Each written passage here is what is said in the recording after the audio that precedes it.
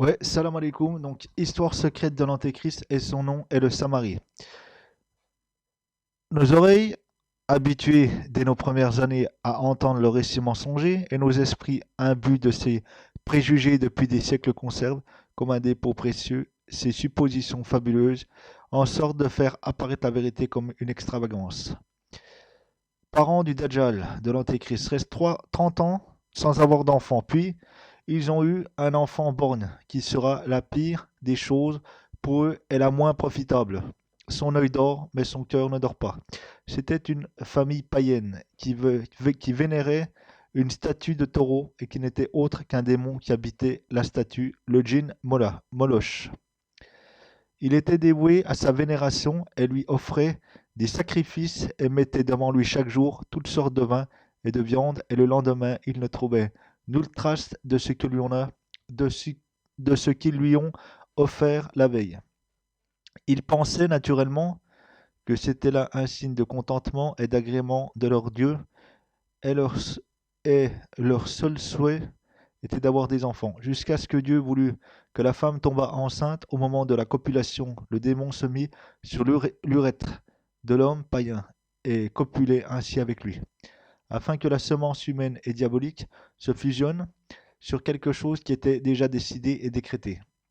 Pendant une nuit orageuse, l'homme et sa femme entendirent une voix venant de la statue, leur disant qu'ils étaient satisfaits d'eux et qu'il a ordonné à ses anges de leur donner un enfant, mais que s'ils ne lui offraient pas encore plus de sacrifices, de prières et ainsi que du sang, l'enfant sera une fille. Vérité, ce djinn se jouait d'eux, car les djinns voient ce qu'il y a dans le corps humain. Alors le djinn joue sur cette ruse, et s'ils ont une fille, il dira alors qu'il n'était pas satisfait d'eux et leur a donné une fille. Quelque temps après, un enfant mâle naquit, venu après 30 années de mariage, et qui est né borgne. Il dormait jour et nuit, ne se réveillant que pour siroter furtivement un coup de lait de sa mère. Et ce qui est le plus surprenant est que l'enfant, pendant plusieurs années, ne bougeait que rarement et péniblement, ce qui persuada le père qu'il était atteint de paralysie et que c'est résultat du mécontentement et de la colère de son Dieu. Alors il faisait plus d'efforts et faisait plus de sacrifices à Molech. Mais l'enfant restait dans le même état jusqu'à l'âge de 4 ans. L'enfant born n'avait jamais marché de sa vie. Son père l'alimentait qu'en lait de chèvre. Il le réveillait en tentant de le mettre debout pour boire son lait. Il en prenait un ou deux coups, puis se rendormait comme à son habitude. Une nuit, soudainement, dormant à côté de son père, le gamin se leva et essayait de se mettre debout sur ses pieds et tentait de marcher. Mais il n'a pas pu. Alors, s'évautrant sur ses pieds et ses mains, puis il réussit à se mettre debout. Puis il marcha sans faire de bruit, comme si un esprit s'était brusquement emparé de lui et qu'il l'a emmené à bouger puis à marcher, et qu'il avait mené jusqu'à la statue du taureau, le laissant dormir à ses pieds. Puis son père se réveilla, trouvant son fils loin de l'habitation, gisant au pied de la statue. Étonné, sachant qu'il n'avait jamais bougé d'auparavant, il n'avait pas compris comment l'enfant était arrivé à cet endroit sans aucun secours extérieur. Stupéfait, il crut au miracle. Il appela ses voisins pour leur annoncer la nouvelle et pour constater d'eux-mêmes le miracle. Mais on ne l'avait pas cru, l'accusant d'avoir mis lui-même son fils près de la statue. Mais d'autres gens, plus crédules, s'étaient déplacés pour voir l'enfant miracle dans le but d'avoir des bénédictions. Le gouverneur de l'époque, qui se prenait pour l'unique dieu de la ville, inquiet de cette soudaine popularité de l'enfant, désapprouva l'événement et convoqua le père de l'enfant pour le forcer à déclarer à la foule que c'était lui qui avait déplacé l'enfant. Le père persista dans son refus. Le gouverneur ordonna son emprisonnement et sa torture pour le forcer à revenir sur sa version. Par conséquent, le gouverneur ordonna de tuer tout vénérateur de la statue du taureau. Le père, après une assez longue période de torture, fut contraint de revenir sur sa version et de considérer qu'il n'existe d'autre Dieu à part le gouverneur de la Samira. Ainsi le père fut relâché et l'enfant borgne gardé dans le palais du gouverneur. Ceci confirme bien le hadith du prophète sallallahu alayhi wa sallam qui dit: après les malheurs de la mère, ce fut au tour du père qui a été interné et torturé pendant un long temps, puis qui le perdit à jamais.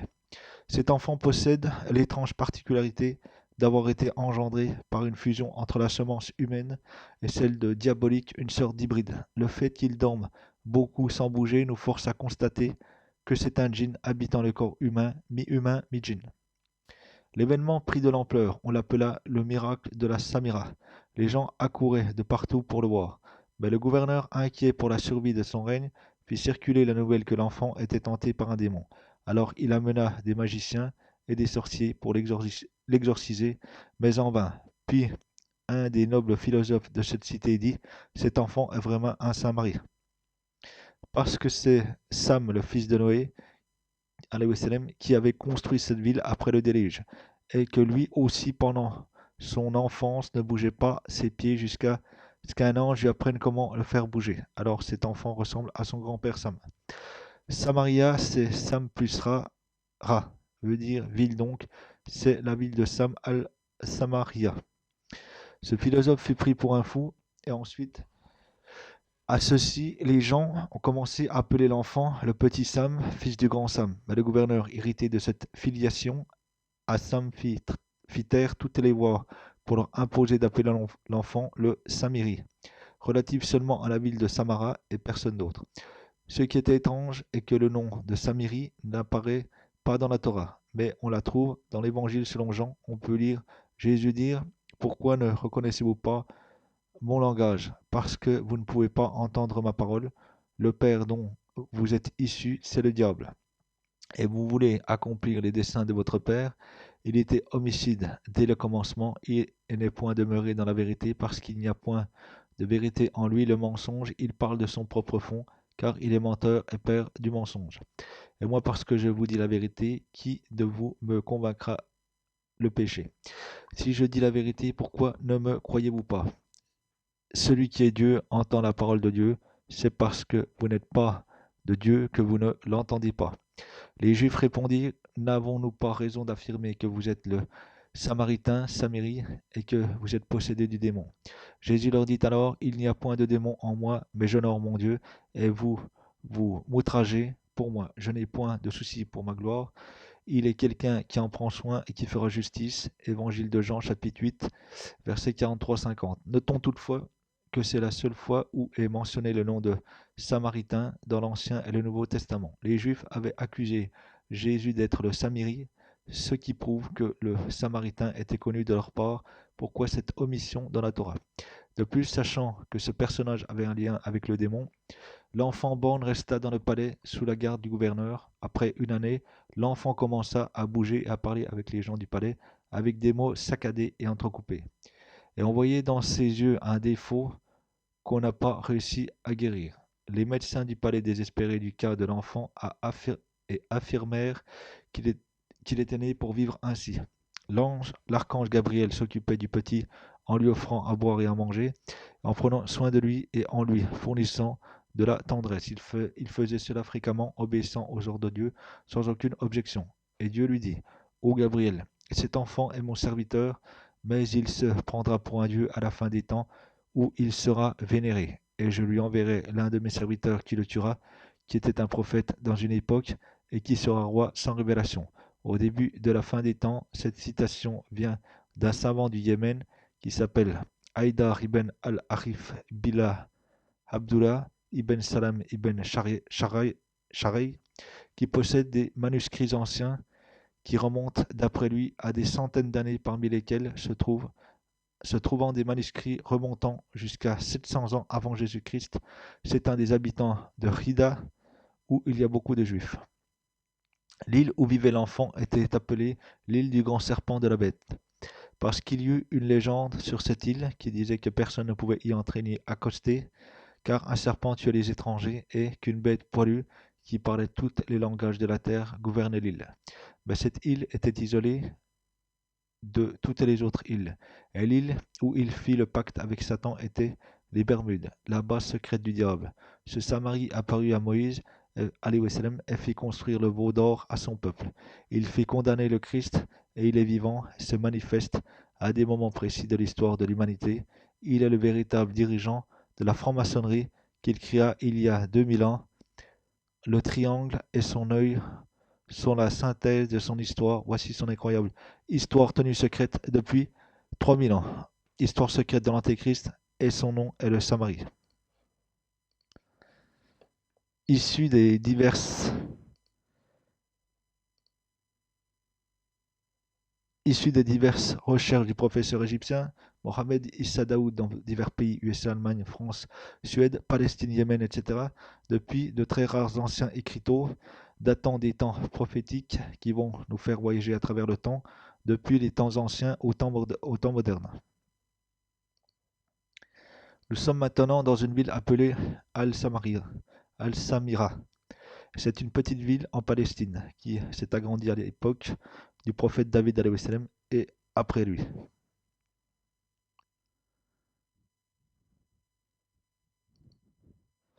Et c'est la capitale du royaume d'Israël qui dérive du royaume du prophète Salomon alayhi salam, et cela, et cela un siècle environ avant la naissance de Moïse alayhi salam.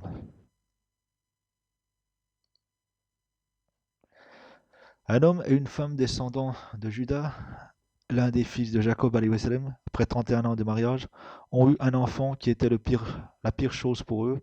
Et comme a dit le prophète Mohammed sallallahu alayhi wa sallam, son œil dort, mais son cœur ne dort pas. Dans le Mousnad de Imam Ahmed, un hadith du prophète sallallahu alayhi wa sallam qui dit: les parents du Dajjal restent 30 ans sans avoir d'enfant, puis ils ont un enfant borgnien, qui sera la pire des choses pour eux, et la moins profitable, son œil dort, mais son cœur ne dort pas. C'était une famille païenne qui vénérait une statue de taureau, qui n'était autre qu'un démon qui habitait la statue.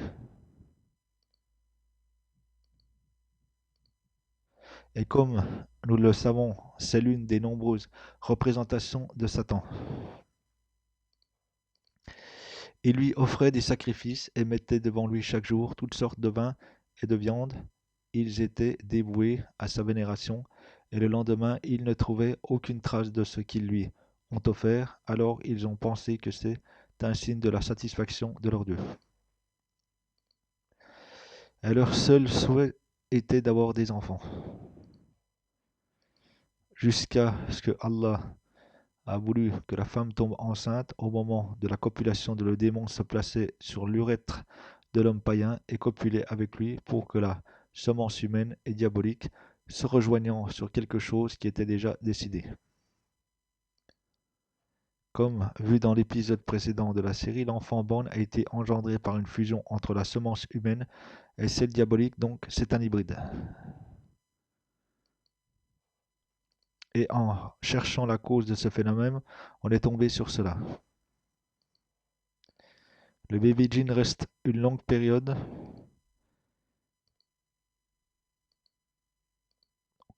Mustapha. Alors, oh, je ne bouge pas.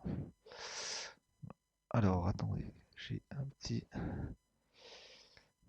Dans l'épisode précédent, entre la semence humaine et celle diabolique, donc c'était un hybride. Et en cherchant la cause de ce phénomène, on est tombé sur cela.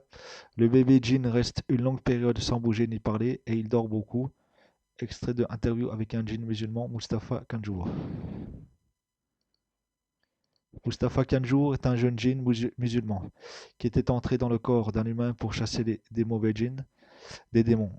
Un journaliste, un journaliste l'a interviewé en étant dans le corps de l'humain et en parlant avec sa propre voix.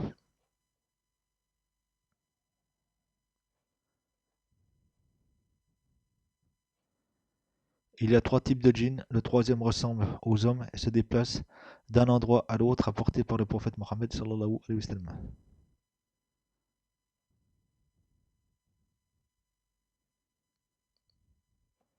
Écoutez bien ce que dit ce chercheur lors d'une conférence sur les ovnis.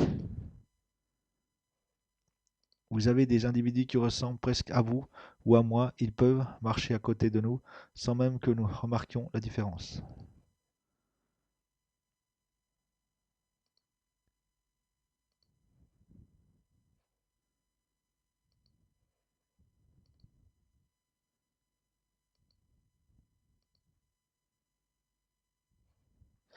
La seule chose importante et unique que j'aimerais dire, c'est que pour la plupart, les entités qu'on a répertoriées étaient du type humain.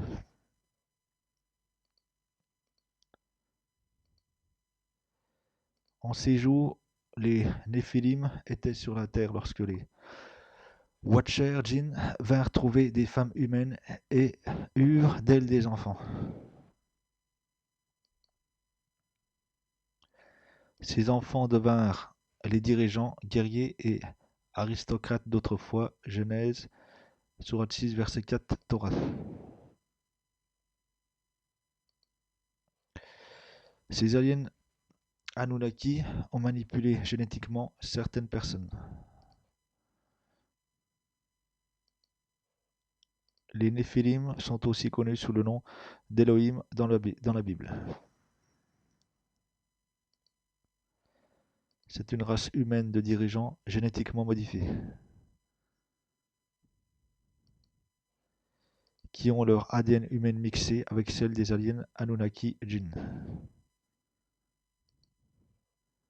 De nombreux témoins affirment avoir vu des êtres ressemblant à des lézards géants.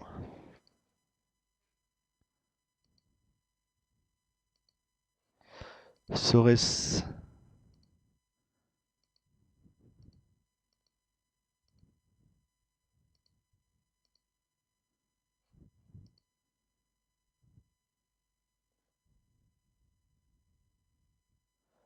des djinns sous leur forme humaine? Et pourquoi voit-on si souvent dans la culture moderne des êtres humains se transformant en reptiles?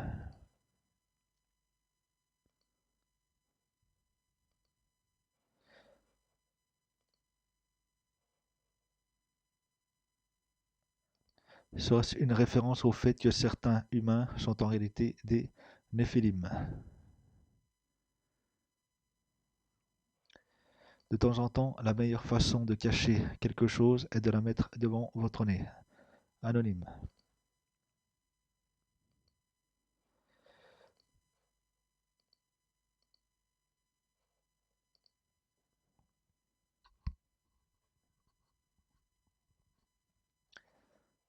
Pub passée durant le Super Bowl, événement sportif le plus regardé aux USA.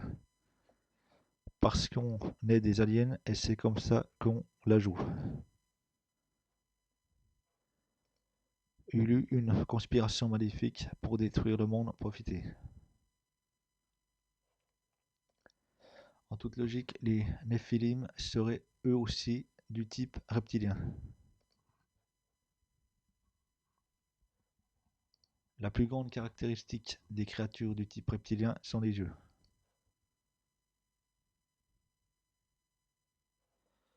Vous avez des individus qui ressemblent presque à vous ou à moi, ils peuvent marcher à côté de nous sans même que nous remarquions la différence.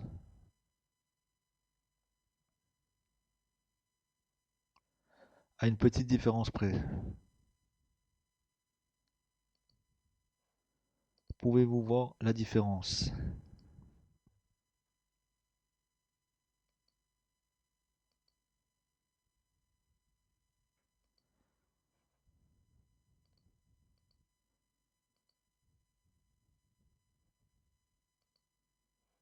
Toutes les créatures du type lézard, serpent, dragon, gargouille, salamandre, etc. sont du type reptilien. Vous comprenez maintenant pourquoi on voit ces symboles un peu partout.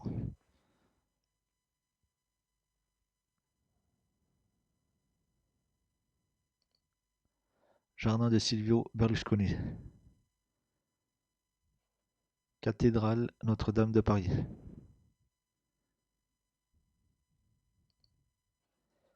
Ils ne sont pas humains, princesse Diana. Sauf que dans notre exemple, le djinn est un bon musulman. C'est une exception car dans la majorité des cas, c'est les mauvais djinns, démons, qui s'emparent du corps humain. Alors l'histoire de l'enfant miracle s'est répandue et on a commencé à l'appeler le miracle de la Samira. Et le gouverneur a fait circuler que l'enfant est tenté par un démon, alors il amenait des magiciens et des sorciers pour l'exorciser, mais sans vain.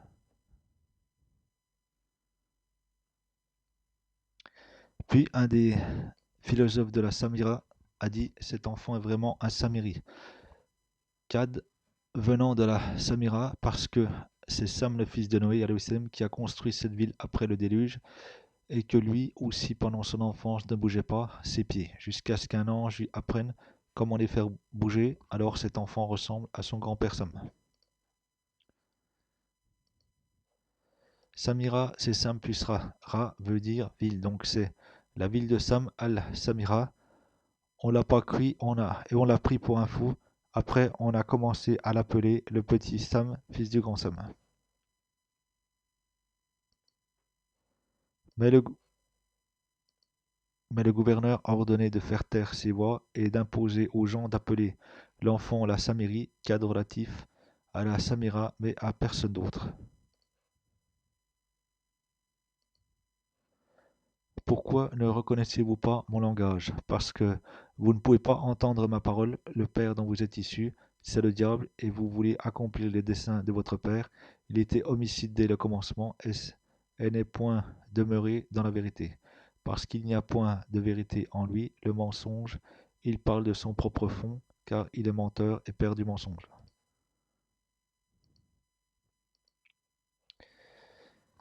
Et moi, parce que je vous dis la vérité, qui de vous me convaincra du péché? Si je dis la vérité, pourquoi ne me croyez-vous pas? Celui qui est de Dieu entend la parole de Dieu. C'est parce que vous n'êtes pas de Dieu que vous ne l'entendez pas. Les Juifs lui répondirent: n'avons-nous pas raison de dire que vous êtes un Samaritain, Samérie, que vous êtes possédé du démon? Jésus répondit: il n'y a point en moi de démon, mais j'honore mon Père. Et vous, vous m'outragez pour moi, je n'ai point souci de ma gloire. Il est quelqu'un qui en prend soin et qui fera justice. Évangile de Jean, chapitre 8, versets 43-50.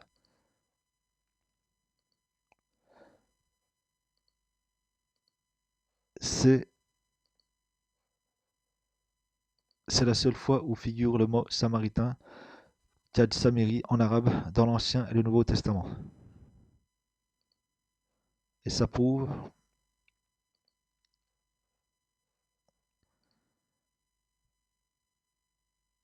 les Juifs ont soupçonné Jésus d'être le Samiri possédé.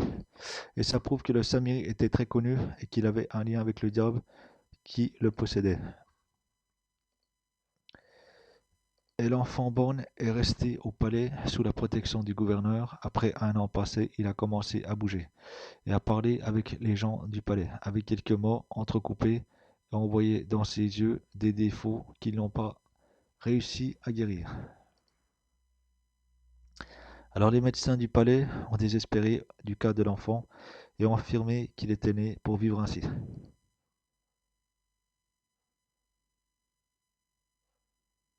Après un mois, et pendant que les citoyens de Samira dormaient, le châtiment divin a eu lieu sur eux, car ils étaient adeptes de fornication et d'homosexualité, comme les peuples de Sodome et Amora. Allah a ordonné à Gabriel de les châtier par un tremblement de terre, qui les fera tous mourir, et d'épargner le petit enfant dans le palais du gouverneur et l'amener à une île dans la mer du Yémen.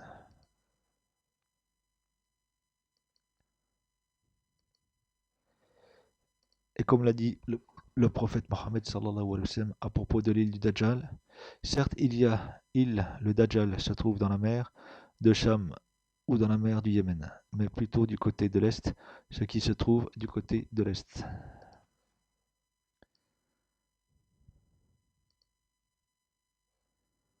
L'archange Gabriel s'occupait du petit en lui offrant à manger et à boire, et en prenant soin de lui et en lui fournissant de la tendresse, et faisait cela fréquemment, obéissant aux ordres d'Allah sans objection.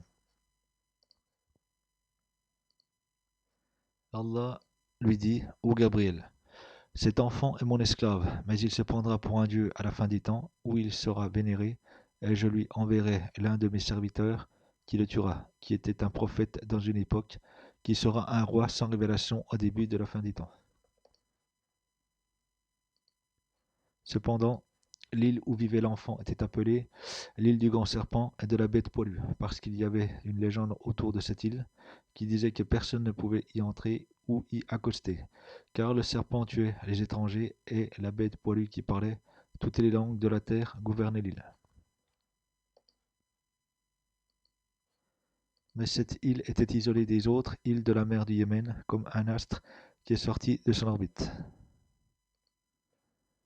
Et depuis certains anciens écriteaux, parmi les plus rares et les plus précieux, en la possession d'un savant à Jérusalem, on peut continuer notre voyage du passé au présent. Et quand l'enfant eut atteint 8 ans, ses yeux commençaient à se réveiller avec son cœur. Mais maintenant, il pouvait se mettre debout et marcher, et comprendre et sentir son entourage. Et il pêchait dans la mer grâce à une voix qui lui dictait quoi faire pour avoir ceci ou cela. L'enfant se promenait dans l'île et l'explorait. Il n'y avait que des oiseaux et des animaux, mais pas d'animaux dangereux, à part les serpents qui nagent de la mer pour atteindre l'île. Jusqu'à ce qu'un jour, une grande bête très poilue le surprenne, avec des yeux bien apparentes. Celle-ci lui dit avec une langue qu'il a bien comprise: Tu es l'enfant qu'Allah a sauvé du châtiment sur la ville de la Samira par l'intermédiaire de Gabriel, qui t'a amené ici et s'est occupé de toi. Alors ne trahis pas Allah, chaque humain a dans son cœur la soumission à lui et la foi en lui. Du moment qu'il reste sur son instinct, fitra, alors ne soit que soumis et croyant à l'unique Seigneur de l'univers. Puis elle lui a fait signe de la suivre, jusqu'à un tableau de roche où il y a inscrit des lettres arabes. Elle lui apprenait lettre par lettre, et elle répétait après elle.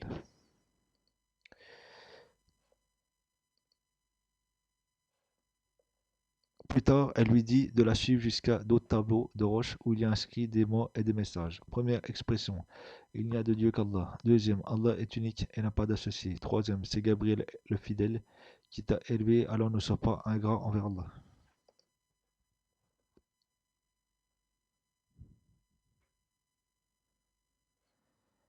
Quatrième: tu es seul sur cette île. Cinquièmement: mange et bois comme tu veux de ce qu'Allah t'a donné et dors comme tu veux. Et vénère Allah dans tous les cas et en remémorant son unicité. Et c'est la prière que tu dois faire. Allah le roi, Allah est unique. Il n'a ni père ni fils. Allah est grand, Allah est puissant, Allah est le roi.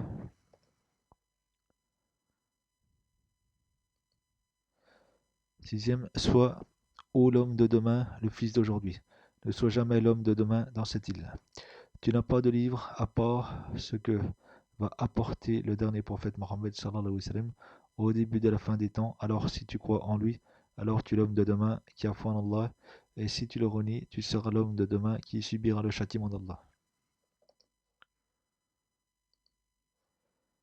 Et tu vas assister à 2 prophètes soumis à Allah, et tous les prophètes sont soumis à Allah. Alors si tu crois en ce qu'on a cru, il te sera facile de croire en le dernier messager, et son nom est Mohammed, l'honnête, qui sortira en messager et prophète de chez les Arabes, et il voyagera à Taïba, Médine. Et si tu ne crois pas à ceux qui précèdent Mohammed sallallahu alayhi wa sallam, Allah assombrira et couvrira ton cœur, alors tu ne pourras pas voir la lumière, et ta raison ne verra que toi-même. Comme ce maudit chassé de la miséricorde d'Allah, Iblis, habitant de l'ancien Bermude, tu seras son compagnon, et quel mauvais compagnon si c'est le maudit. Et la bête lui dit: Sois ô fils unique de l'île, un croyant en Allah, tu seras emprisonné. Ton signe sera la négation des Arabes de la Mecque au prophète sallallahu alayhi wa sallam et son voyage à Médine. Tu auras la main haute le jour où les dattiers de Baïsan seront coupés en terre sainte. Et la sécheresse de l'eau dans la terre de Zogar et Galilée. Et il t'est interdit d'entrer à la sainte Mecque, Médine, sauf la montagne de Uhud, qui a aimé Allah et Allah l'a aimé. Et tu ne pourras entrer la sainte mosquée de la montée de Mohammed au sud. Et c'est un savoir d'Allah que l'ange Gabriel a écrit sur ces roches. Alors le petit regarda à côté du plus grand rocher de tout et vit un morceau de roche coloré. avec une sorte de bout coloré, comme si c'était l'encre avec laquelle Gabriel lui avait écrit. Et nous ne punissons pas avant d'envoyer un messager.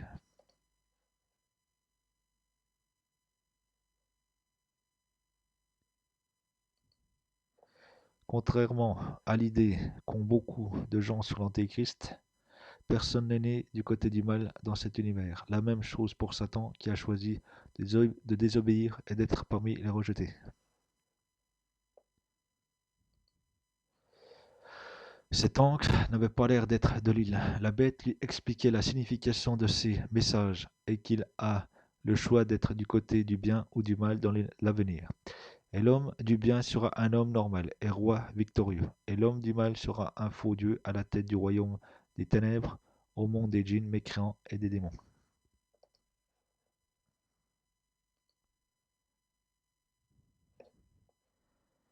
Le petit posait des questions à la bête. Qui es-tu? Et qui t'a fait venir ici? Et qui t'a appris à parler comme les humains?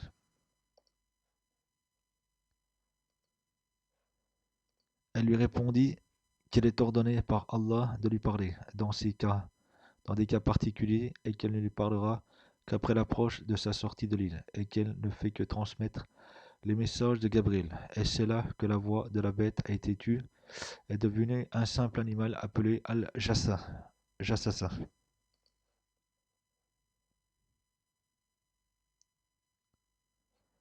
Le verbe jassa en arabe veut dire enseigner, et c'est Jassasa avec une exagération, un nom, et non Jassa.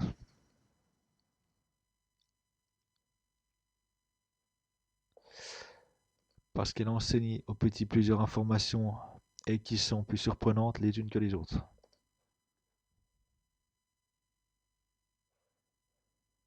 Ce qu'on vient de raconter sur la vie de l'enfant sur l'île jusqu'à maintenant est un résumé de plusieurs anciens écriteaux trouvés dans une trappe sous le champ de deux agriculteurs palestiniens, écrites en langue araméenne ancienne, avant la venue de Moïse par environ 4 siècles. Et c'est à ce qu'il paraît ce qui a été révélé à Abraham sur ce monde et l'au-delà.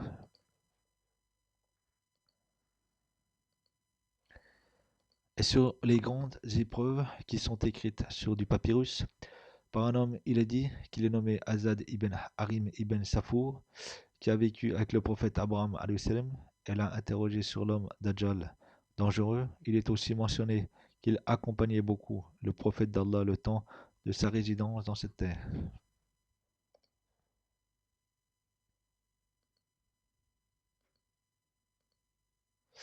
Et que ses descendants ont gardé ces écrits de génération en génération en les réécrivant sur des parchemins en araméen jusqu'au temps de Jésus salam, où ils l'ont interrogé sur cela. Il a confirmé l'information et Allah s'est mieux. Le gamin est resté dans l'île sans la quitter et a pris une caverne comme demeure, et exploré de plus en plus l'île comme il voulait, comme si c'était un roi sans peuple. L'enfant grandissait avec le temps, jusqu'à ce qu'il atteigne les 20 ans, sauf qu'il n'a jamais prié à Allah son Seigneur, tandis que la bête essayait souvent de lui rappeler son devoir si souvent en le conduisant vers les roches, mais il lui tournait le dos. Une fois, il lui dit: Et qui t'a dit que cela est vrai? Je suis seul, et je n'ai jamais vu Gabriel, ce messager. Et je n'ai pas vu le tremblement de terre, et je n'ai pas vu Allah. Et je ne sais pas si ces écritures ne sont pas tiennes pour que je ne te gouverne pas comme je gouverne cette île. Ou c'est les sculptures des poissons, par hasard, dans la mer qui les a jetés ici ou pas?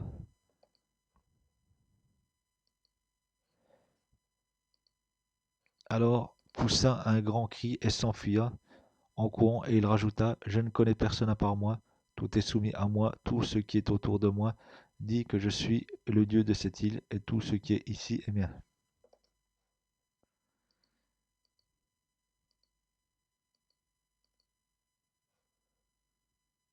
Le Coran dit que le cœur peut voir. Le Coran dit que le cœur peut entendre.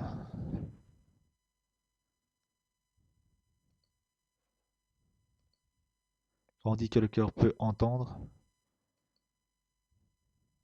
quand la foi entre dans le cœur. Alors Allah met de la lumière dans ce cœur. Et avec cette lumière, le cœur peut voir ce que les yeux ne peuvent pas voir. Alors il est clair et net que celui qui a la foi voit, il voit avec plus que ses yeux, il voit avec le cœur.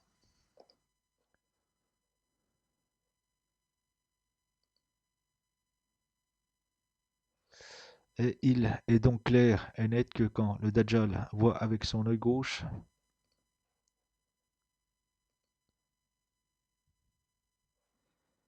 et quand le Dajjal est aveugle avec l'œil droit, cela symbolise l'aveuglement intérieur.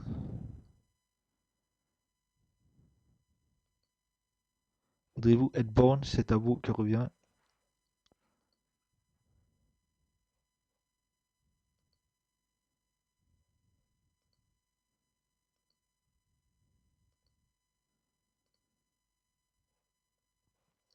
On a vu dans l'épisode précédent que le Samiri est un Néphilim car il a des gènes mixés entre djinns et humains. Continuons notre voyage. Après les paroles ingrates du jeune homme, la bête poussa un grand cri qui fit trembler les coins de l'île, et s'enfuit en courant, et disparut entre les arbres de la forêt dense. Le lendemain, la bête revint vers lui. Elle lui dit en langue arabe: Gabriel m'a chargé de te dire que l'affaire est sérieuse, et que tu as le choix.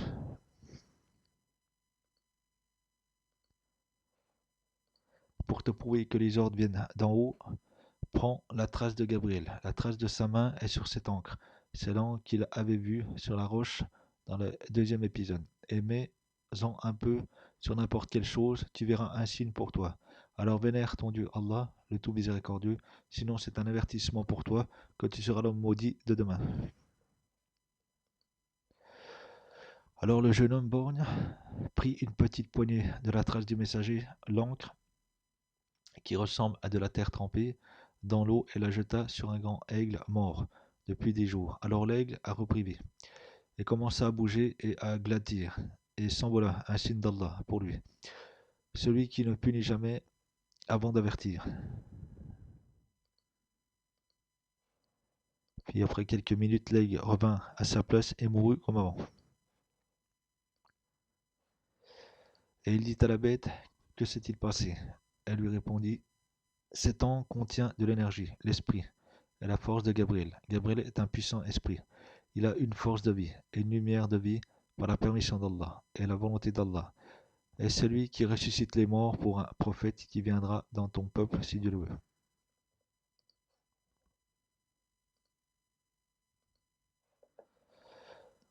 Alors Gabriel serre le mort dans ses bras par les prières de ce prophète et le mort ressuscite par la volonté d'Allah. Pour répondre les gens sur leurs questions, puis il revient comme il était, et Allah t'a donné ce signe, et tu n'auras pas de signe après celui-là, alors assure ton salut, tu n'auras pas de chance après cela.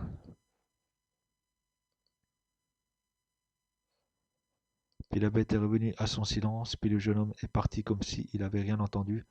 Il est clair qu'il a beaucoup réfléchi à cette affaire, il avait décidé d'être l'homme de Dieu, l'homme-dieu. Que signifie le mot homme du bien, même si c'est un gouverneur, alors que le Dieu gouverneur fait ce qu'il veut et il possède ce qu'il veut. Alors pourquoi rater l'occasion de se prendre pour un Dieu?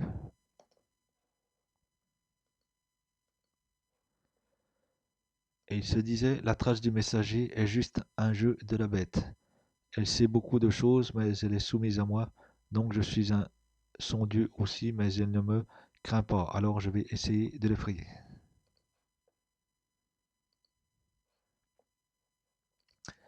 Alors il alluma un feu, se mit à chercher la bête, et quand il la trouva, il prit une branche d'arbre enflammée et il la frappa sur son dos.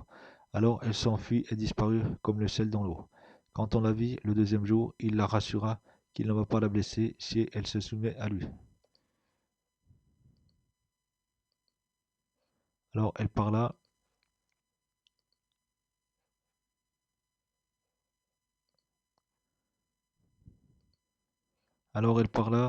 je suis soumise à la volonté d'Allah et à aucune de ses créatures.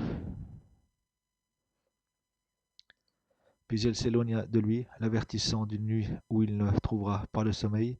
Après, il y aura la malédiction d'Allah, puis sa sortie de l'île à la terre d'Allah pour voir la création d'Allah, pour que celle-ci soit la dernière chance pour lui d'assister à 3 grands prophètes.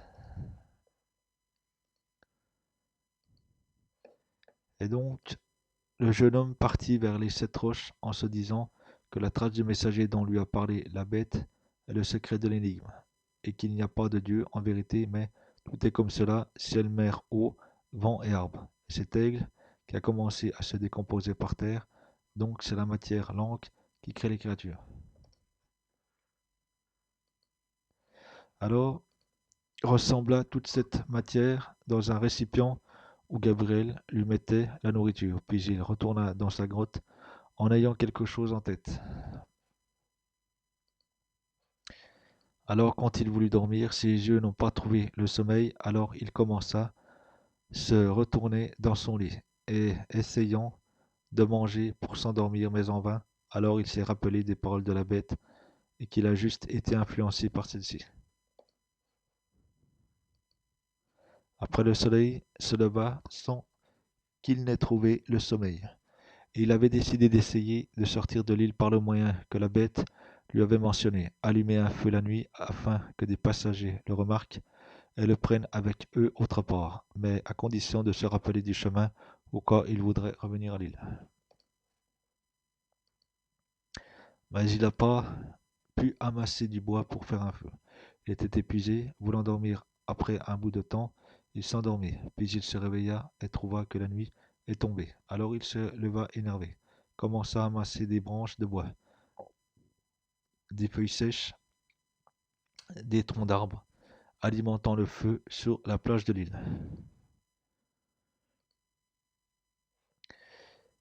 Il est resté sur ce travail 3 nuits de suite, et à la dernière nuit, il vit une grande silhouette avec une lumière s'arrêtant loin de l'île. Puis, après un bon moment, il vit l'ombre d'un petit corps en bois qui accostait sur la plage. Puis 5 hommes forts descendirent de cet objet. Il resta bouche bée devant eux. C'était la première fois qu'il voyait des créatures lui ressemblant. Il était heureux de trouver qu'ils parlaient l'arabe comme lui. C'étaient des Arabes du Yémen. Il leur raconta son histoire sur l'île avec la bête, mais on ne l'a pas cru. Ils ont pensé qu'il était fou ou bien possédé par un démon. Et c'est ce qui les a convaincus de cela, ces jeux défectueux. Alors ils ont décidé de le faire descendre au plus proche rivage en terre du Yémen pour se débarrasser de son malheur. Et depuis qu'ils aient pris la mer, celle-ci se jouait de leur bateau avec de grandes vagues qu'ils n'ont jamais vues, comme si la mer les punissait pour leur nouvelle compagnie. Puis un des hommes justifia la présence du jeune homme tout seul dans l'île, qu'il était sauvé d'un naufrage, alors il a vécu dans l'île pendant des années, pour après être atteint dans son cerveau et dans ses yeux pour dire de telles histoires. Alors ils lui conseillèrent de voir un médecin arabe célèbre dans la région de Ma'arib, puis ils lui donnèrent une somme d'argent, qui étaient des pièces en métal dont il n'a pas connu la signification jusqu'à ce qu'il fréquente les habitants du Yémen. Il commença à avoir une vie étrange pour lui, et des gens autour de lui, alors il apprenait chaque jour de nouvelles choses et très vite.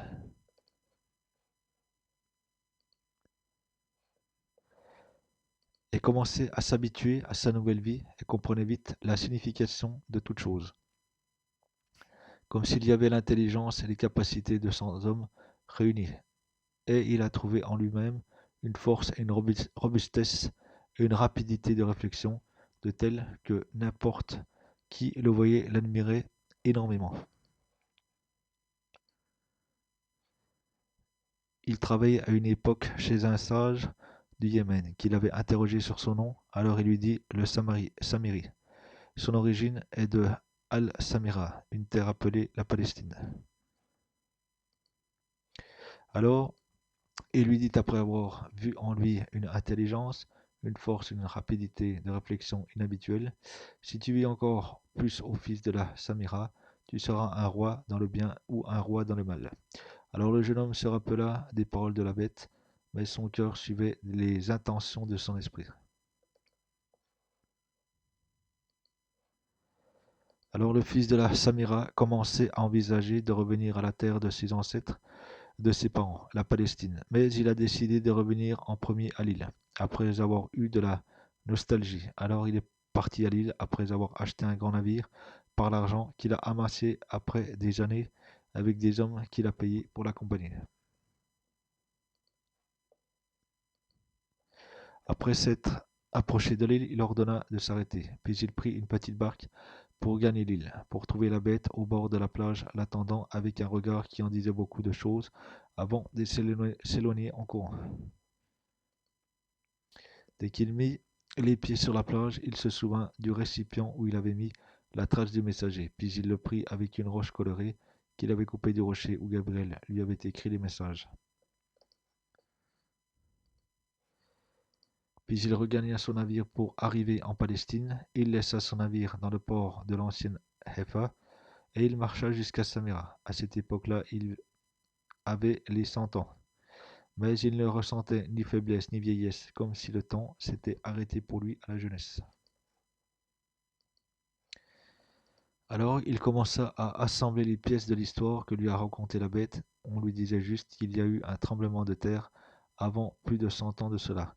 Mais l'histoire de l'enfant que le gouverneur avait enlevé leur était nouvelle, mais un vieil homme lui a dit qu'il avait entendu cette histoire de la part de certains anciens habitants de la ville de Irbid en Palestine.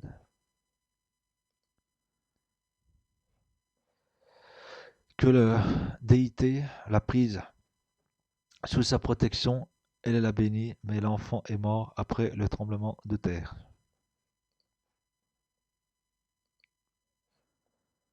Alors il leur demanda: Qu'est-ce que vous vénérez ici à Samira?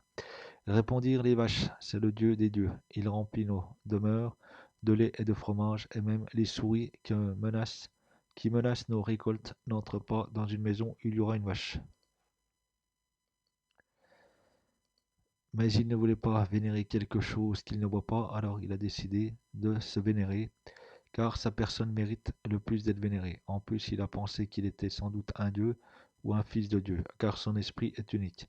C'est l'esprit d'un dieu et non d'un simple humain, et que les gens le craignaient et voyaient en lui des capacités supranormales. Après des années passées à Samira, il décida d'aller à une grande terre dont il avait beaucoup entendu parler, la terre des merveilles où règnent les pharaons.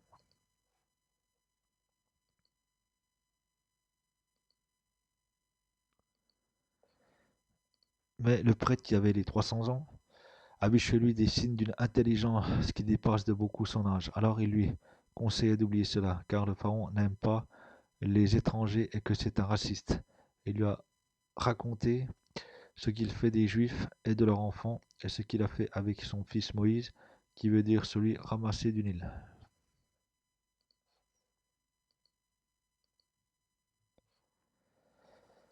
Puis il raconta l'histoire de Moïse en toute confiance, alors il aimait la nouvelle de Moïse et sa fuite après avoir tué l'Égyptien.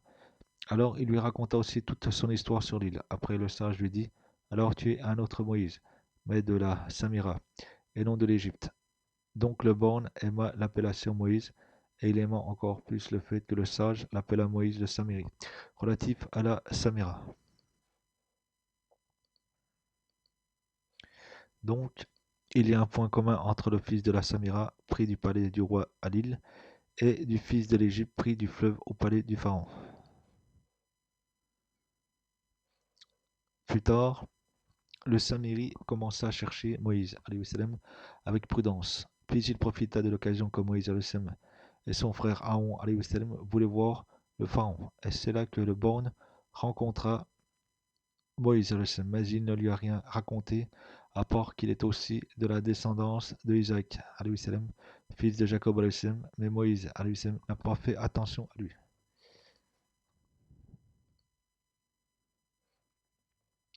mais il lui a juste recommandé de croire en ce qu'il amène en croyance et miracle. Mais le Samiri hésita à croire en Moïse alayhi salam. Il a décidé d'attendre afin de savoir qui est vraiment Moïse alayhi salam. Alors il commença à vivre avec les fils d'Israël. Il se maria d'une juive, mais il n'a pas eu d'enfant, car il est comme un mulet. Il n'a pas de descendance puisqu'il est issu d'un mélange d'une semence humaine et une autre diabolique. Il a aussi assisté à tous les miracles de Moïse ainsi que la grande sortie dans le désert. Pourquoi, Moïse, t'es-tu hâté de quitter ton peuple? Ils sont là sur mes traces, dit Moïse, et je me suis hâté vers toi, Seigneur, afin que tu sois satisfait. Allah dit, nous avons mis ton peuple à l'épreuve après ton départ, et le Samiri les a égarés. Moïse retourna donc vers son peuple, courroucé et chagriné. Il dit, ô mon peuple, votre Seigneur ne vous a-t-il pas déjà fait une belle promesse? L'alliance a-t-elle donc été trop longue pour vous, ou avez-vous désiré que la colère de votre Seigneur s'abatte sur vous pour avoir trahi votre engagement envers moi?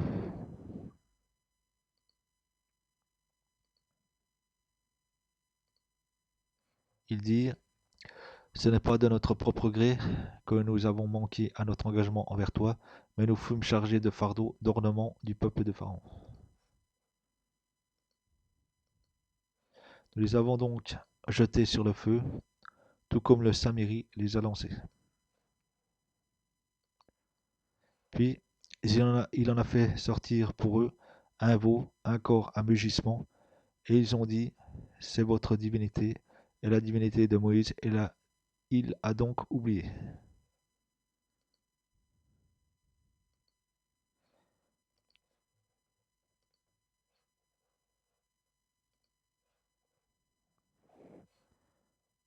Ne voyait-il pas qu'il le veau ne leur rendait aucune parole, qu'il ne possédait aucun moyen de leur nuire ou de leur faire du bien? Certes, Aaron leur avait bien dit auparavant, ô mon peuple, vous êtes tombés dans la tentation à cause du veau. Or, c'est le tout miséricordieux qui est vraiment votre Seigneur. Suivez-moi donc et obéissez à mon commandement. Ils dirent, nous continuerons à y être attachés jusqu'à ce que Moïse retourne vers nous. Alors Moïse dit, qu'est-ce qui t'a empêché, Aaron, quand tu les as vus s'égarer, de me suivre? Tu donc désobéis à mon commandement. Aaron dit, ô fils de ma mère, ne me prends pas par la barbe ni par la tête, je craignais que tu ne dises, tu as divisé les enfants d'Israël et tu n'as pas observé mes ordres. Il dit, j'ai vu ce qu'ils n'ont pas vu, j'ai donc pris une poignée de la trace du messager, puis je l'ai lancé, voilà ce que mon âme m'a suggéré.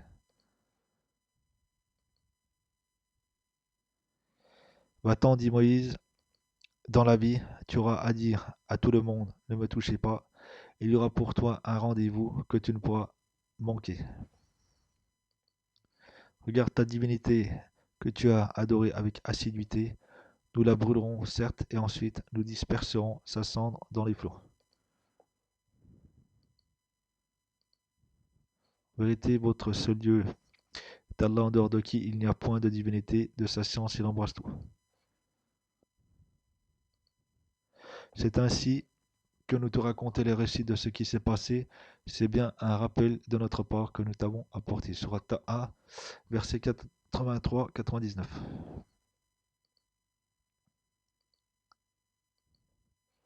Malgré les nombreux miracles qui ont été montrés, ils ont construit une idole par leurs propres mains, ont commencé à la vénérer.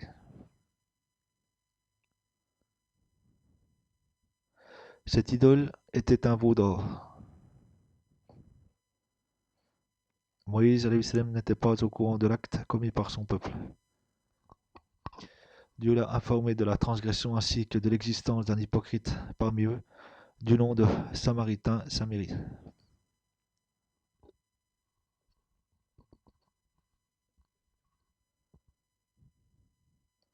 Alors le prophète Moïse est retourné à son peuple.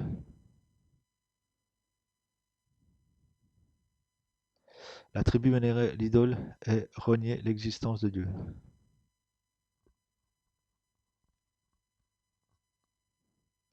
Le prophète Moïse a fait un discours aux Samaritains avec deux conditions majeures.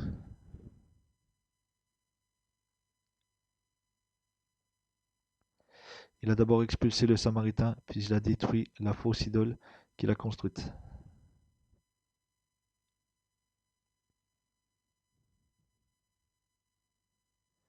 Passons aux explications.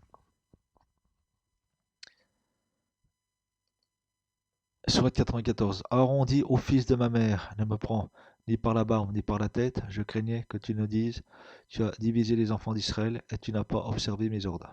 Moïse a manifesté sa colère en tenant son frère Aaron par la barbe, par la tête, sachant que Moïse était connu par sa colère intense, surtout quand il s'agit d'une transgression ou de trahison envers Allah.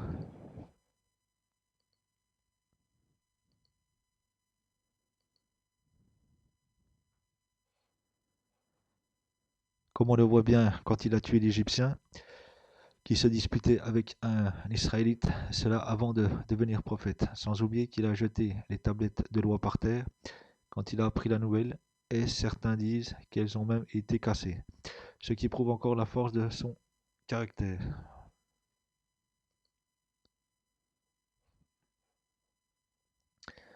Sourate 95, alors Moïse dit, quel a été ton dessein au Samérie? Cependant, voici que Moïse parle presque calmement avec le Saméri, qui est le responsable de l'égarement des Israélites et de leur adoration du veau d'or. Et cette réaction est surprenante de la part de Moïse, comme s'il parlait à un proche.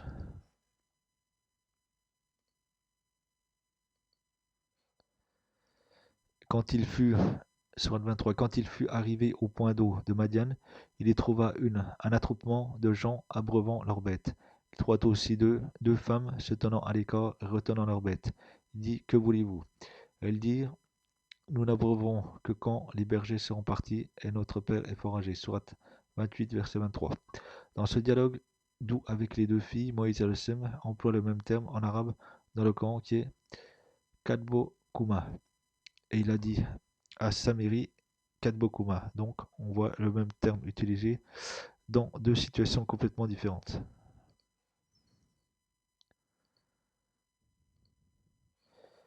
Ce qui est impossible, sauf dans un seul cas, qui est une révélation d'Allah à Moïse, de se contenter d'avoir un dialogue avec le Samiri sans agir, et de lui transmettre le message d'Allah.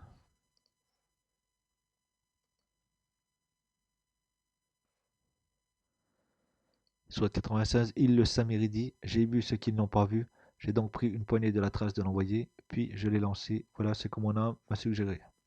On voit que le Sami parle comme s'il a fait un de ses droits, que c'était son intention bien avant cela, et quand l'occasion s'est présentée, il ne l'a pas raté.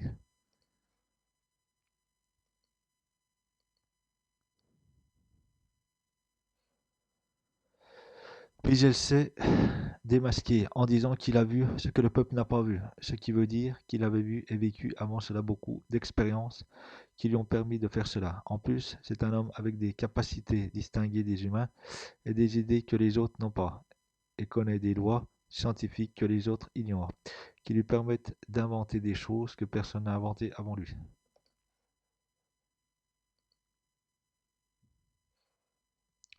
Il avait aussi gardé la trace du messager Gabriel, comme la bête poilue lui a expliqué dans la mer du Yémen. Et c'est là que Moïse a su qu'il était devant le Dajjal, qu'Allah lui a ordonné de mettre son peuple en garde contre lui. Mais maintenant, il est chargé de lui transmettre le message d'Allah. Et que ce n'est pas lui qui est chargé de le tuer, car si c'était lui qui est chargé de le faire, il n'aurait pas hésité à lui couper la tête avec une épée dès qu'il l'aurait vu. Va-t'en, dit Moïse, comme ça, en toute liberté, sans punition, pas de prison, pas de peine de mort. Donc le Samiri est libre, voyage de terre en terre, libre de faire ce qu'il veut.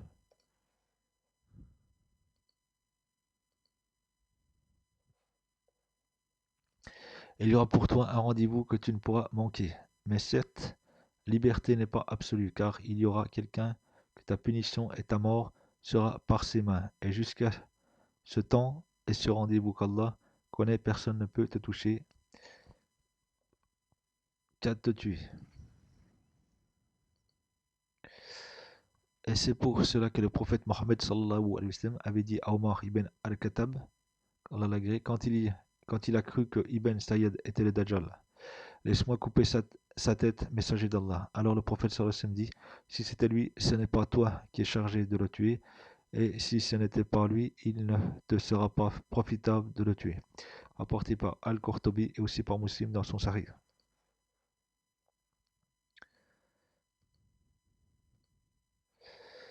Et dans Musnad de Abu Daoud, rapporté par Abi Huraira, qui a dit, le messager d'Allah sallallahu alayhi wa sallam dit, personne n'est chargé de tuer les Dajjal à part Isa alayhi wa sallam, fils de Marie.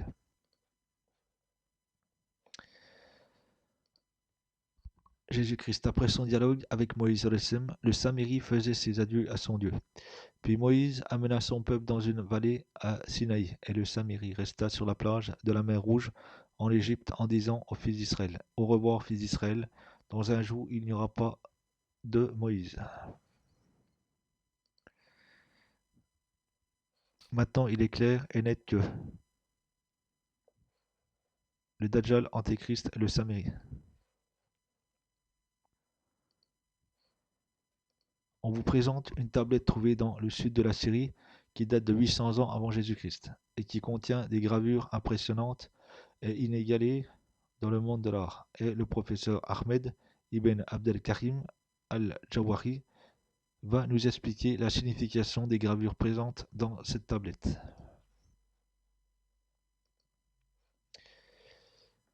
Tabla A, ce sont des lettres tamudiques qui disent cet homme est un savant intelligent qui a une lourdeur dans sa langue.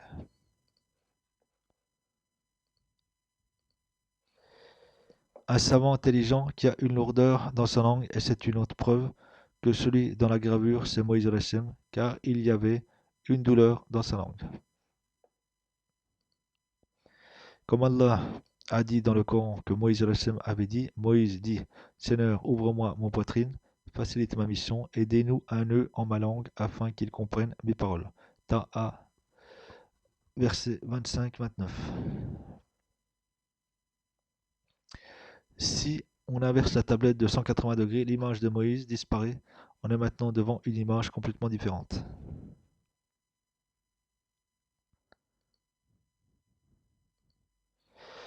La moitié d'un visage humain en face des téléspectateurs, un jeune homme entre les trentaines et quarantaines d'années.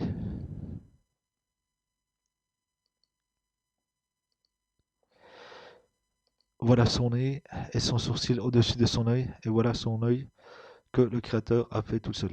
Sa bouche, son menton, sa barbe et son front et le haut de sa tête. On va vous montrer cette image. On a des dessins manuels pour approcher l'image de cet homme. On peut voir la moitié du visage, mais un peu plus que la moitié.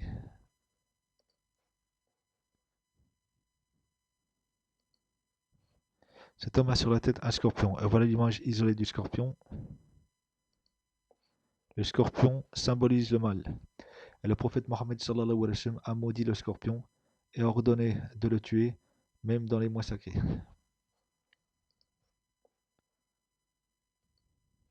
Voilà son œil normal à gauche, son œil crevé à droite. Et son nez très décalé vers la gauche, puis sa mâchoire supérieure, sa mâchoire inférieure. Et on fait comme ça pour isoler l'image du singe. Et encore une fois, l'œil normal, l'œil crevé, le nez décalé, la mâchoire supérieure, la mâchoire inférieure.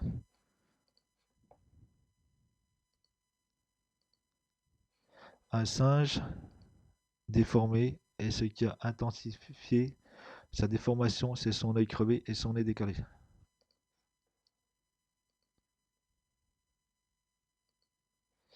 Dit, puis-je vous informer de ce qu'il y a de pire, en fait de rétribution auprès d'Allah, celui qu'Allah a maudit, celui qui a encouru sa colère, et ceux dont il a fait des singes, des porcs.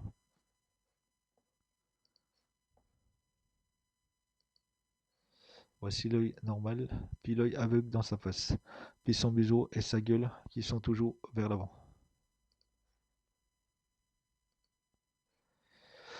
Et l'histoire, comme on a dit, est connue dans le Saint-Coran de la communauté des fils d'Israël qui n'ont pas respecté l'ordre d'Allah le jour du sabbat, qui les a changés par la suite en singes et porcs. Et voici l'image isolée du porc borne de l'œil gauche.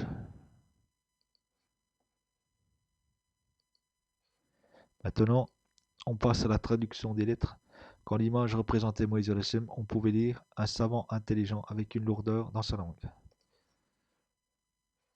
Quand on a versé la tablette de 180 degrés, l'image a changé et les lettres aussi. Maintenant, on a vu le docteur Yahya Abdana Ababna. Les lettres disent parenté inconnue, Majoul al-Nasab, Kad, que celui représenté dans l'image a une parenté inconnue, on ne connaît pas son père ni sa famille. Moi je dis que cette image représente l'Antéchrist, cette image qui manque presque de 3D. Et je dis que c'est l'Antéchrist pour les raisons suivantes.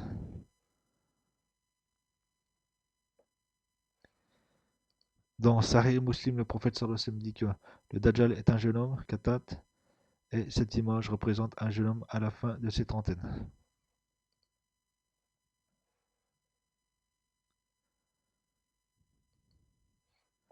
Cet homme a un seul œil que le Créateur a fait, et comme dans le Musnad du Imam Ahmad, le prophète dit que le Dajjal est borné de l'œil droit, voilà l'œil gauche qui n'a pas été fait.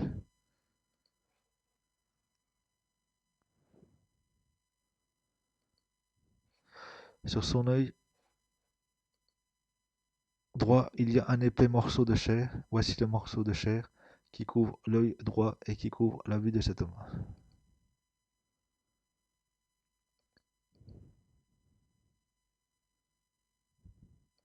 Et dans le Musnad de Imam Ahmad, l'Antéchrist est Ajla, car il y a un grand front, et on voit ici comment son front est grand.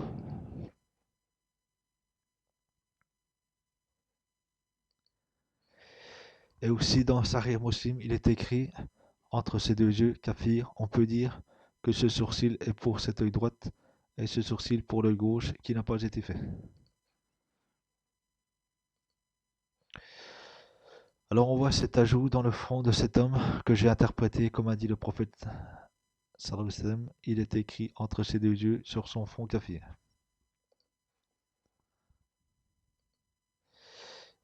Il a dit que les cheveux du Dajjal ressemblent à des racines d'arbres. On voit les cheveux comme elles sont tirées vers le haut, comme les racines d'un arbre. Toutes ces raisons m'ont permis de dire que c'est le faux messie l'antéchrist Dajjal. L'histoire ne finit pas ici avec cette incroyable gravure. Si on inverse encore la tablette, pour plus d'informations, on a vu dans l'épisode précédent l'incroyable sculpture quelques-unes des images présentes dedans, dans l'image de Moïse al-Hassim et du Dajjal. On a vu que dans l'image de ce dernier figure une tête d'un singe et d'un porc borgne, tous les deux de l'œil gauche.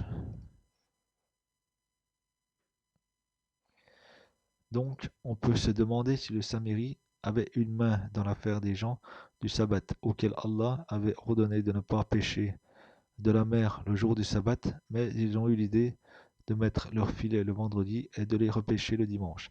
Pour cela, Allah les a changés en singes et en porcs.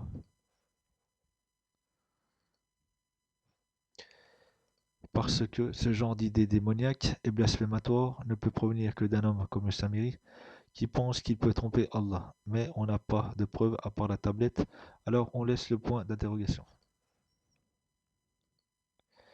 Le plus surprenant est que la tablette a été trouvée dans la même région où il y avait les sculptures et les écriteaux qui racontent certaines parties de l'histoire du Samiri.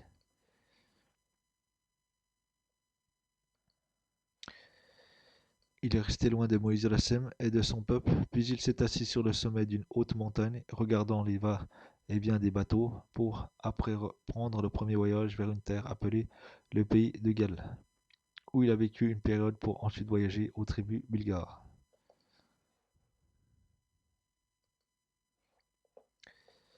Puis il vécut un temps dans les montagnes de l'Oural en Russie, puis avec les Turcs en Asie centrale, puis avec les tribus Gorganes d'Afghanistan actuel, avant de reprendre la mer pour son île dans la mer du Yémen après avoir eu la nostalgie.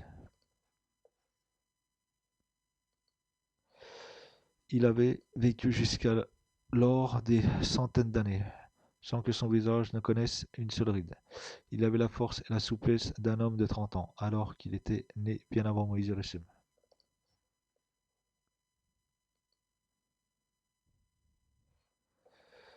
Il avait acquis une grande expérience des peuples qu'il a fréquentés et avait appris beaucoup de langues comme les hiéroglyphes, les langues des peuples derrière le Tigre et l'Euphrate.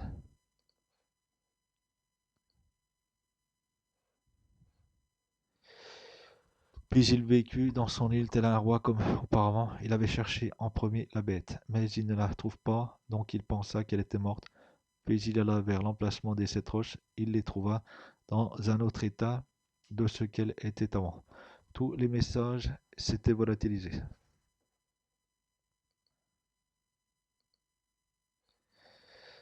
Alors il était surpris de voir ce message, mais son cœur n'a pas voulu se soumettre à cause de ce qu'il a commis.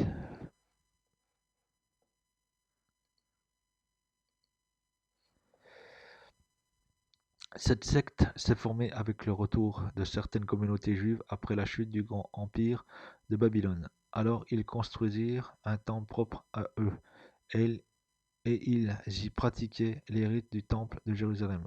Ils croient aussi que le nom de la Saméra est devenu Garizim, le nom de l'une de ces montagnes les plus connues.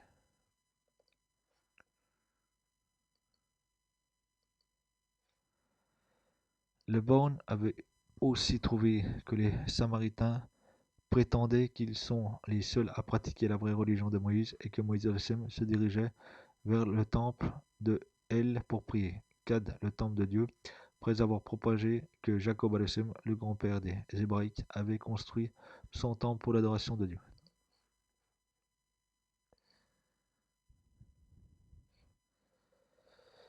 Et la grande surprise, c'était qu'il a entendu parler d'un homme dont la descendance maternelle est de David qu'il est le Messie de Dieu, le sauveur des Juifs de la division, de la perdition et de l'oppression, et qu'il est venu pour accomplir la loi de Dieu. Alors, le maudit borgne voulut savoir si cet homme est un prophète ou non. Donc il décida de le mettre à l'épreuve. Alors c'était la deuxième grande rencontre de sa vie. Il alla voir ce prophète qui n'était autre que Jésus, Issa, fils de Marie. Alors il arriva près du lieu de sa résidence, y envoya un homme, resta dehors, puis l'homme entra voir le Messie et lui demanda: Si tu es vraiment un prophète, dis-moi qui est dehors.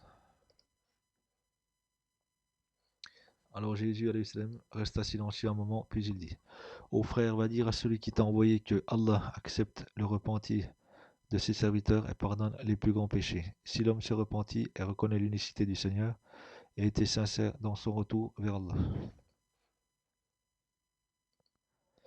Celui qui a protégé l'enfant de l'oppression du gouverneur et qui l'a élevé dans l'île de la bête étant petit, et lui a enseigné l'unicité de Dieu et à la prière par l'écriture de son messager Gabriel, capable de pardonner les péchés du veau des fils d'Israël.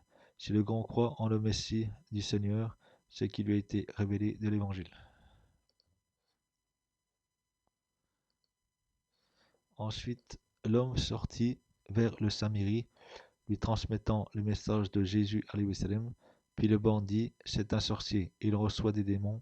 Si c'était un prophète, il ne saurait pas qui je suis, ni ce qui s'est passé, car les prophètes ne savent pas ce qui leur est invisible, ni le futur, car seul Allah le sait, même si un démon espionne, comme ont appris les moines de l'Égypte.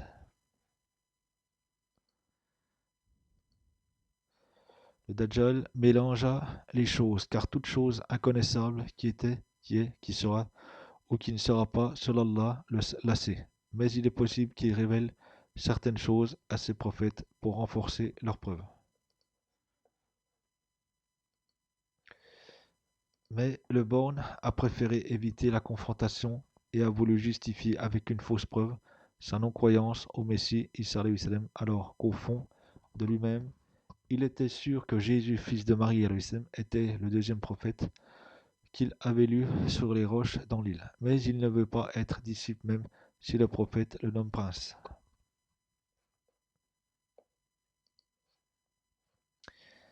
Il veut autre chose qu'il pense qu'il mérite. Pourquoi ne serait-il pas prophète? Ou bien même un dieu? Pourquoi ne posséderait-il pas toutes ces terres qu'il a visitées ou habitées? Il veut que toute chose soit soumise à lui.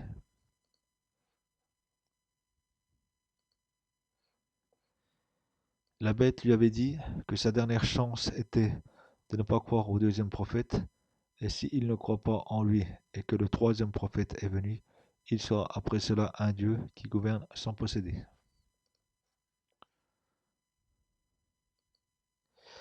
Mais lui, il veut être un Dieu qui gouverne et qui possède tout, car il n'y a pas de roi sans royaume.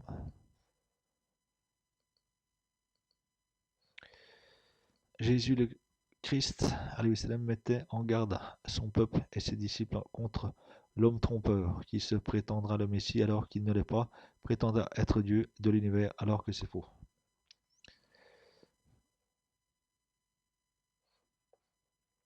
Après les maudits, Born décida d'aller vers les pays de l'extrême est, au pays de Bouddha, Cad l'Inde, au pays des volcans, le Japon et aussi en Chine.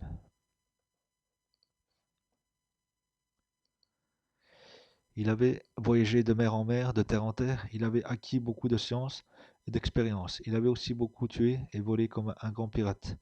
Mais malgré cela, il ne possédait pas plus que son navire.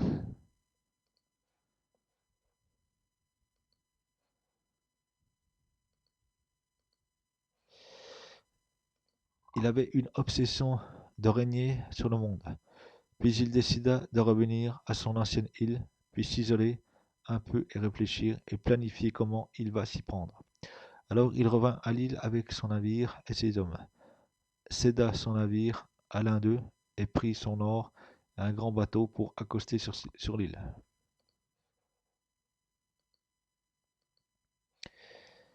Et dès qu'il accosta, et se fit un chemin entre les arbres pour regarder sa caverne.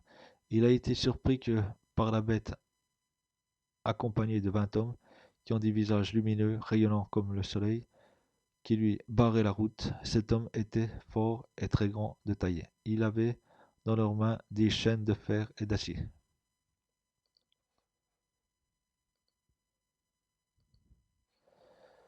Alors la bête lui répondit en criant: Homme idiot, tu as raté deux chances et il ne te reste que le dernier rendez-vous.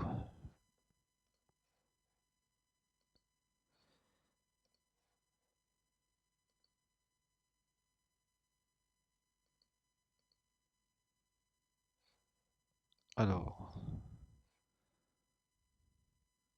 il te reste que le dernier rendez-vous. Le bon terrifié demanda à la bête: Qu'est-ce que c'est? Qui sont ces gens? Comment sont-ils arrivés ici? Je ne t'avais pas dit que tu étais un diable qui avait des serviteurs.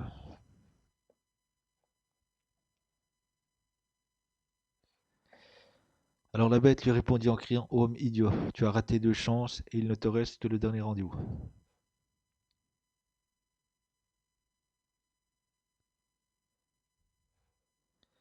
Et avant qu'elle ne finisse son discours, les 20 hommes sautèrent sur le borne, alors il s'évanouit sous la terreur.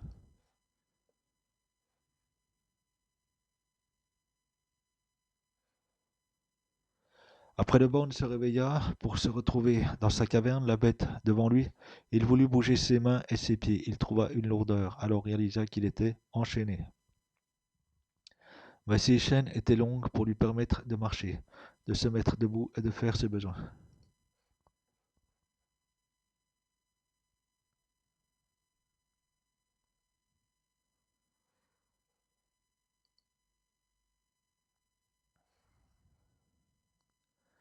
Ses mains étaient enchaînées à son cou.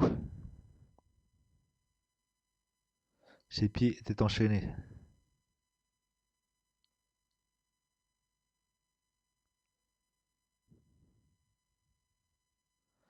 Libérez-le.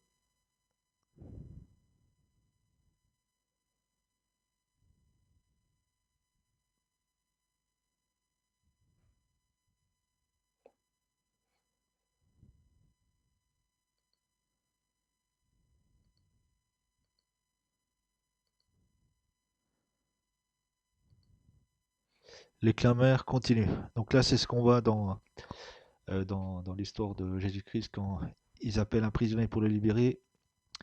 Donc libérer Barabbas, en fait, c'est le Dajjal. Les clameurs continuent.